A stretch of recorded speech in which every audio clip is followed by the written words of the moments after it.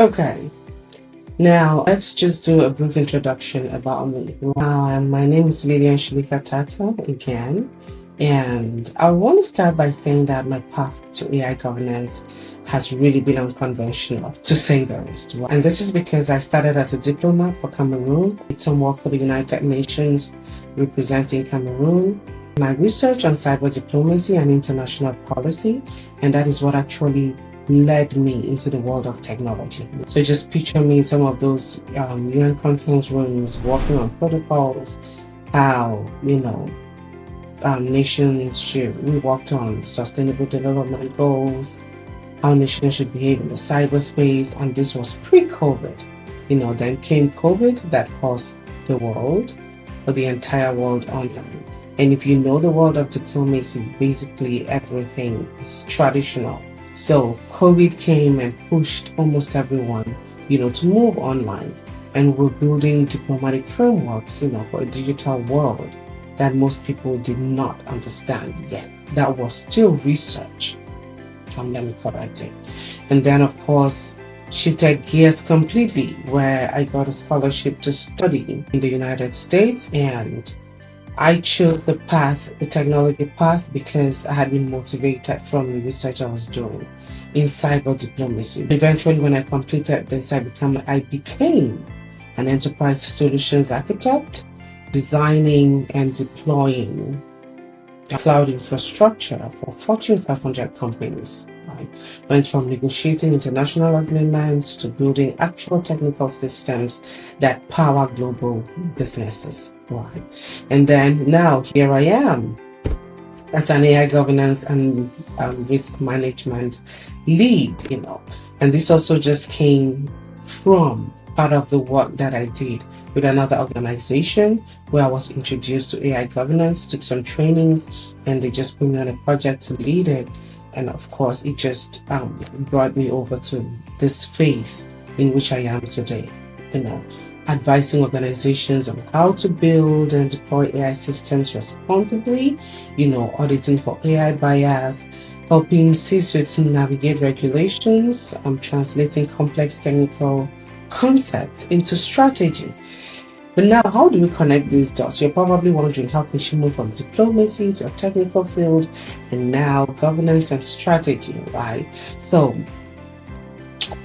how do these even connect, and what do they have in common? This is one thing I'm going to teach you on what all these things taught me. In diplomacy, I learned how to build trust at scale, right? How to negotiate complex stakeholder interest, how to see the geopolitical and societal implications of technology. And then with cloud architecture, it taught me how these systems actually work under the hood, like in the background, right? The technical decisions that matter, the real world constraints, the different trade-offs, just understanding how the technicality of this world works. And then, of course, AI governance kind of brings it all together, because you're understanding both the technology and the human impact, and just knowing how to bridge the gap between engineers, between executives, policymakers, and the public, right? So I feel blessed, and I usually think I am one of the very few people who can, walk into a room of data scientists and discuss model architectures, and then walk into a boardroom and explain regulation implications, and then walk to a policy meeting and just connect it all with international law. So I kind of relate with the different, should I say, school of people who have different backgrounds, stakeholders, C-suite level, the technical team, and then the policy or the strategy team. So that really gives me presents me with a very strong background, to build a cause that kind of accumulates all these technical, strategic, and policy implications into one place. And one thing I also like to say, which is very important, is that I am a mother. First, I introduce myself as a mother before any other professional background that comes in. And I'm also a mentor. I'm an educator. I've educated, I've given tons of presentations. I used to teach cloud computing at some point with an organization, African based, at different levels. I've mentored so many people, particularly women, at different levels as well. And I'm just someone who believes that AI literacy can't and should not be locked behind the technical jargon, right? Or even just academic gatekeeping. Because when anyone hears AI, particularly in the professional world, they start thinking of all these technical things they need to do, or even coding or anything. Just to tell you, I came from a diplomatic background, no coding whatsoever, didn't even understand what that was, right? And right now, I left from that, went to very technical field. You know what solutions architecting is. You have to, design infrastructure, present the infrastructure. Sometimes when you're actually deploying or configuring it, you have to write the code if needed, or depending on what you're comfortable with. And I had to learn some of those, to move forward or proceed, right? And that's why I'm here today, because I just believe that a lot of people in our background can navigate this path very easily, but there's so much academic gatekeeping that scares people away from really pursuing, this dream. So I'm here basically just to make AI literacy and AI governance accessible to everyone out there who is interested in learning and knowing what is this, right? And that is why I created this course. Now, what about the course? Here's the truth. We are living through one of the most significant technological shifts in human history, where AI is everywhere, and it's deciding who gets hired, whether you like it or not. A lot of companies are now using AI in their hiring algorithms. Banks are using it to determine who gets a loan and who does not. Medical treatments are being recommended by AI. AI is even being able to spot, cancer in some people better than humans can do, right? And it's everywhere. You see it in the news, what products are being marketed to you. It's optimizing supply chain, powering customer service, driving cars, diagnosing diseases. And yes, it's probably making decisions in your life right now, whether you realize it or not, right?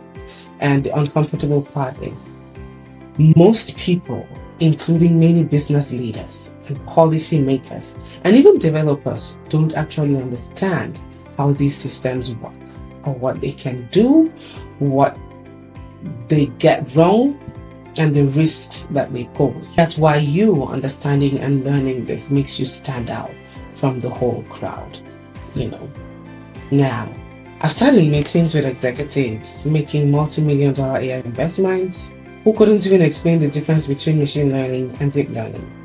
And I've seen policymakers drafting AI regulations without understanding how neural networks actually make decisions. I've watched companies deploy AI systems without considering bias, fairness, accountability. There's still so many of them out there still struggling to navigate this, blurred path, and then watch them face devastating consequences, right? But here is the truth. Not everybody really needs to understand this, because as a strategic business leader, you don't want to understand or know the technical jargons or how technically these work. But the only thing is, if you even have a basic understanding of what it is, it could help somehow in making some of those strategic decisions. So at some point, this has to change, and the change really starts with AI literacy. You cannot govern what you do not understand, right? You cannot regulate what you can't explain. You cannot or use something responsibly when you don't comprehend it.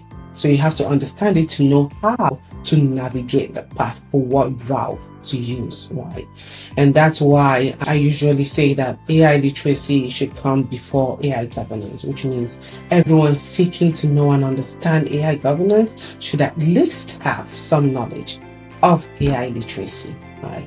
And many people ask me, why should I understand AI literacy before AI governance? It's simple. You can't build a house without a foundation. or without, yeah, you can build a house without a foundation. You need to understand how to design the foundation to build a powerful house that would stand and, should I say, be robust? Exactly. So just imagine that I handed you a comprehensive course on, say, aviation safety regulations. And we cover everything: maintenance, protocols, flight safety standards, pilot training requirements, AI traffic procedures. Sounds great, right? Except you never actually have seen inside a cockpit. You've never been into a cockpit. You don't even know how planes fly.